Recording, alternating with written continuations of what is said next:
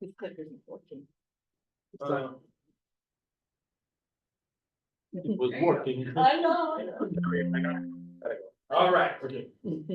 Ooh, you are on. Go, yes. Go. Oh, yeah. Go. I'm Aidan Rowe. I'm a professor in design studies and chair of the Department of Art Design at the University of Alberta in Canada. And I want to build on the idea, in some sense, of adaptive problems. I really like that. We call them wicked problems from a philosopher and a design named Paul Circle, and some of that is about this. What I want to argue or talk about is both 21st century higher education, the demands of that, the challenges that we face, and how design pedagogy, how we teach design, is actually a really interesting practice to steal from, to take inspiration from, to learn from. Does anybody teach in a kind of design area here? I like that, like not willing to commit, you're sort of thinking about it. Okay, all right. So 21st century higher education faces unique challenges, changing contexts and opportunities. And we've seen academia respond in a variety of different ways, or at least try to respond to this. So we see calls for, let's say, more interdisciplinary learning actions or opportunities, breaking down like the silos in between departments and faculties, these sorts of things. Creating increased collaborative learning situations, allowing students to work with each other or different students or people outside the university. Related to that, increasing experiential curricular learning experiences. So how do students get maybe more authentic learning? It's the terminology that's often used in there anyway. But a common factor is that these learning practices, which are quite new in most areas of academia, have a really long history in design. We've been doing this for a very long time in design. So I want to argue that design pedagogy and what Davis calls design-based learning, so as a way of kind of framing it, offers unique teaching and learning practices to non-design areas. So I want to discuss these learning practices that are often at the cutting edge of other academic areas and other academic areas that feel uncomfortable, scared, or unknowledgeable about how to do that, how they might learn from design's experience. So a little bit about me, so you know where I'm coming from, and sort of my background through there. So I've taught design, I've held full-time design positions in Canada, England, and Germany. I've held those positions in art and design colleges, so small colleges, which are a traditional way of teaching in many places like the UK and in parts of Canada. So it's just art and design. Everybody's focusing on that. There's no other real areas. So it's a really, let's say, weird. It's a wonderful teaching sort of environment, but has a very different feel than, let's say, a university. At a technical university in Germany, which again sits in this really interesting space of a university, but one that is about applied sciences, they refer to it as. And now I work at a large research-intensive public university. So a university now where design is situated in with everything else, which is what I was really interested in, because my work really exists outside of design. And increasingly, let's say over the last 5 years or so, most of the work that I do isn't in design. I teach in medicine, I teach in nursing, I teach in engineering, or I work with people in public health. Primarily about applying design into those areas. So what are some of the changing needs and demands in higher education today? We know that the world is drastically different in the 21st century. We've heard about adaptive problems, and I think you then referred to technical problems, is that right? So in my language or my world, we talk about either wicked problems and tame problems. And in reality, we would say that as soon as people are involved, there is no such thing as a tame problem. There's nothing, they're all wicked, which makes it sound kind of fun than they are, right? But we know that between changing landscapes, political distrust, changes in even sort of the belief in higher education or university, that things are drastically different. So students are demanding new experiences, new ways of learning, forcing us to do things differently, not trusting what we've done with the past shows. Industry is also demanding different sorts of things, as well as questioning even the value of some forms of higher education, or many forms of it. Growing recognition of what I would call wicked problems or adaptive problems, large social problems that are intractable and in many ways not solvable. They're so massive and so interdisciplinary. Evolving political relationships, you see this a lot where there's a lot of political distress. I'm in a province that has a lot of very distrust of higher education, cutting funding, devaluing people in what they would say in Aidan. Pedagogical advances and wider societal and cultural shifts in practice. But what is broadly recognized is that the traditional university learning model is outdated and ineffective at meeting the needs of the 21st century. I always feel as well, it's really odd talking about these things sometimes at a conference like this where people have all come because they're actually really interested in doing really interesting things, or they're already doing interesting things. Often I feel the presentation that I give here is for everybody who's not at these types of conferences. So I just want to put that out there as well. Call for change, though, is not new, I would say. For example, Dewey has always placed great importance on the learner's experience and active participation in the learning process. Or Marshall McLuhan questioned the traditional top-down pedagogy model in the 1960s, declaring education a shift from instruction to discovery, to probing and exploration. Probing was something used a fair amount as both a verb and a noun with it.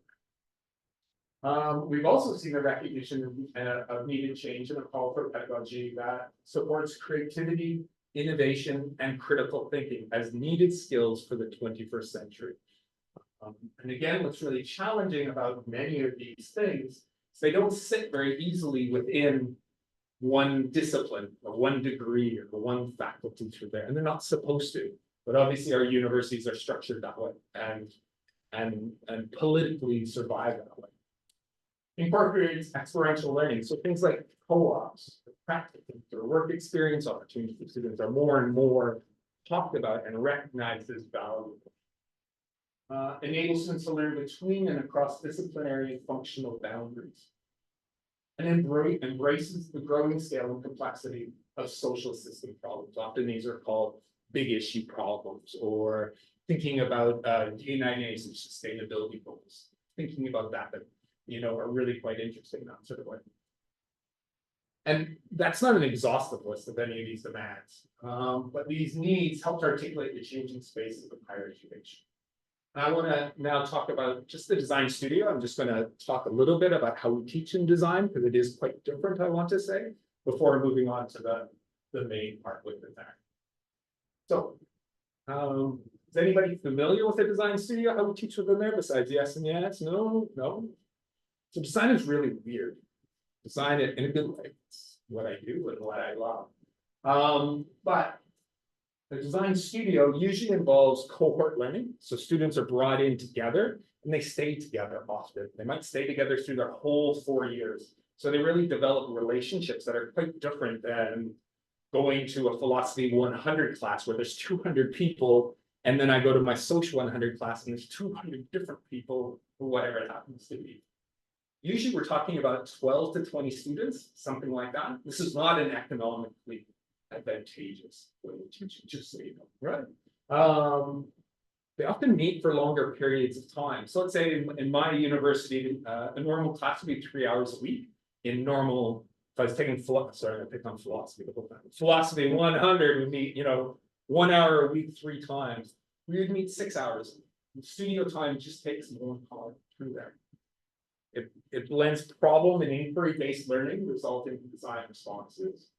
It's highly collaborative. As I would tell my students throughout that whole time, if they look around the 18 people in that studio that they're going to spend a lot of time with, they're going to learn a lot more from those people than from me in any sort of way. And they will do that over the years. They'll spend that time with them there. And in fact, they will continue that because often those people will then go on into industry or go on into academia, or they become the people that they're with the whole time. Feedback is often individual, which is fairly standard, an instructor to the student in class. But we also use what's called a critique or a crit session. And that's a really odd learning environment. It usually involves whole class. It involves a student presenting their work to the class and then getting feedback from everybody. And that's quite a weird situation. It's about a student presenting and talking about their work. And then the crit's awful. Been in some awful crits. It's everybody cutting that down. But in an ideal world, it's formative. It's how do you build on that? How do you learn from that? How do you take it from that? So it's also odd because it hopefully embraces this idea of failure, which we do very, very, very badly at the university. Failure is bad. It's failure. But all of a sudden, if it's formative, we have the ability of building on it. It's an actual learning opportunity. And that runs quite counter to most of the rest of the university situation, I would say. So as I say, it's constructive where comments are actionable and address areas to be. So I want to now just talk about design-based learning. And I want to talk about 9 characteristics in there about that I think are an interesting thing for other areas of application within there.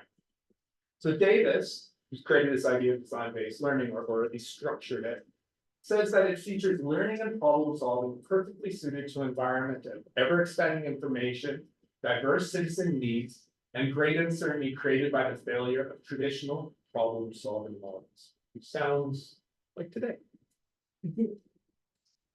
So the first thing is students are, and again, this is in some sense a utopic idea of how to teach design. It's not always this way, but ideally students are assuming a critical stance where they're able to question established practice, asking questions of why things are done this way or how do we do this. Criticality is central to design, both in sort of the actions as I talked about in the crit, but through the actual learning process. Ms. Jacobson notes this challenges the ideological constraints that limits designers in society, and then channels design's ability to shape futures into more preferable ones. And that's how we had always situate design in my mind. Design is about understanding the situation right now and improving it. It's about creating better worlds. Second, learning through problem-focused scenarios allows students to play an active role in creating alternative futures in response to identified situations. Now, historically, design is often defined as problem-solving. In fact, that's if you ask people to define it as often like problem-solving. And I've always argued that this is really challenging because it means you understand what the problem is. Like, just solve this, just do this, or it's been given to you. While a problem focused or problem identified or problem based are different terms for kind of the same sort of thing, is how I would situate design within there. So rather than being assigned a problem, students work to define what that actual problem is. If we don't understand the problem, we could never propose a response to it. Or I mean, we can obviously, but the chances of success are maybe less. Third, design-based learning employs a variety of communication and presentation methods. Well, studio learning uses many traditional academic teachings, lectures, presentations, these sorts of things. It also employs a range of unique practices that blur the line between instructor and student, which again is a very odd situation, and it's quite a ideally humbling situation, at least as an instructor within that. So a prime example that I talked about briefly is the crit, where instructors and students constructively critique the designed artifact. That is often a formative exercise where there's a lot of opportunity for students to refine their work. Cherokee and Lamb described this rich environment as often a mix of problem-based, action-based, and practice-based learning. 4. Design is a multidisciplinary profession, and design education fosters this through interdisciplinary and interprofessional learning opportunities, where students work with other disciplines in the field and fields in a variety of roles. Design does not exist in isolation. It's one of the things that I would say separates it from, let's say, the fine arts. I would argue that the fine arts is an individual sort of introvert focused sort of activity. Design is always about working with other people. It's always outward facing. So these opportunities might take a variety of forms. So pathways, say my programs allow students to almost do like a minor in other areas. And that's one of the benefits of kind of a large research intensive university. So that's one possibility. Courses designed around thematic challenges, big ideas. We work on a project that brings students from all across our faculty of arts together working through those.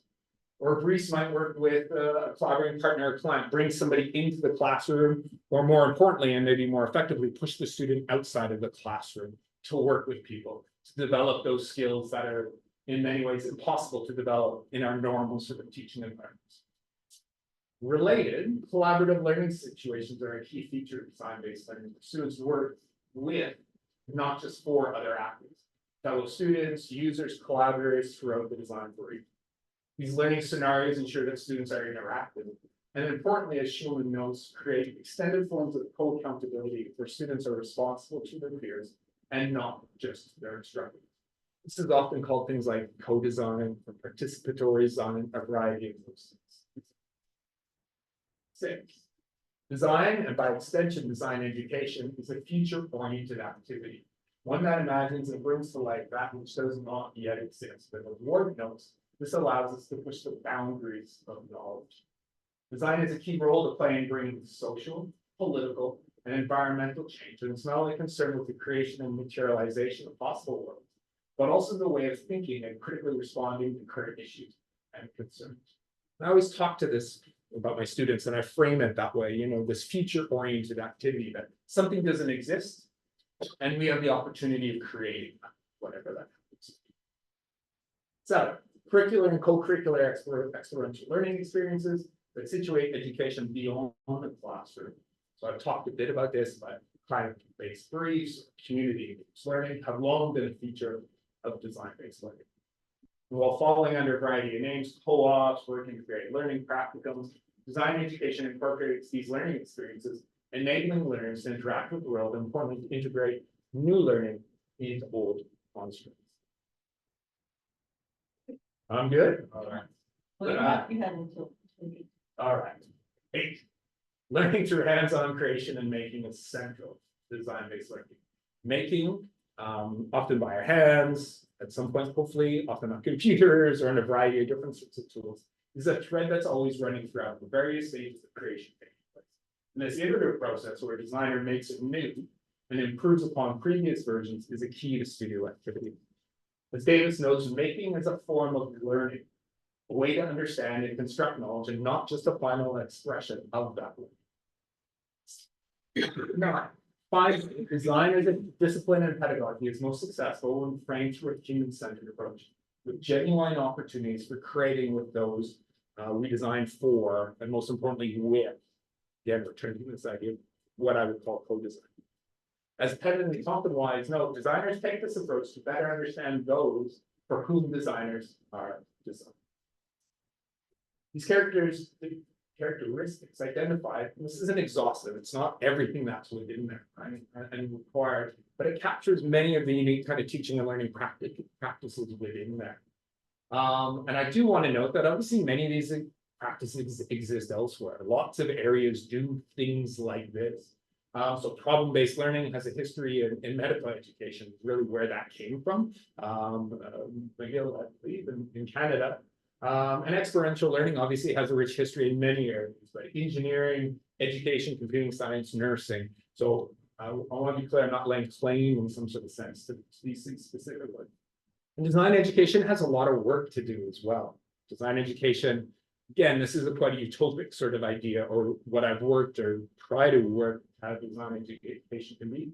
But design education can also be incredibly problematic too. But so some areas to sort of look at that need to be done for design education. Obviously, historically, it has a focus on aesthetics and form, thinking about just how things look, how they feel. And that's really limited in my mind through that.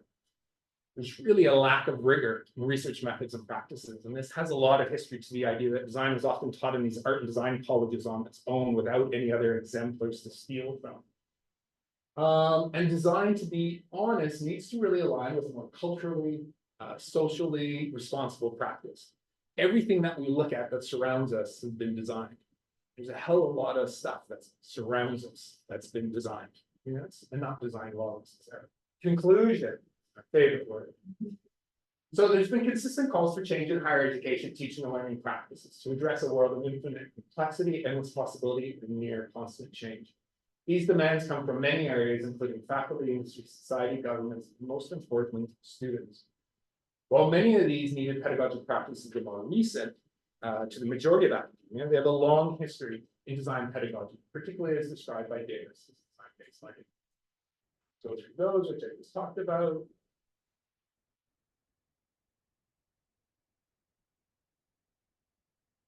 Thomas and Brown's state is a stark need to interrogate not only what and who we teach, but also why. And our approach to education and learning needs to be as rich and complex as the challenge and opportunities we face. Thank you.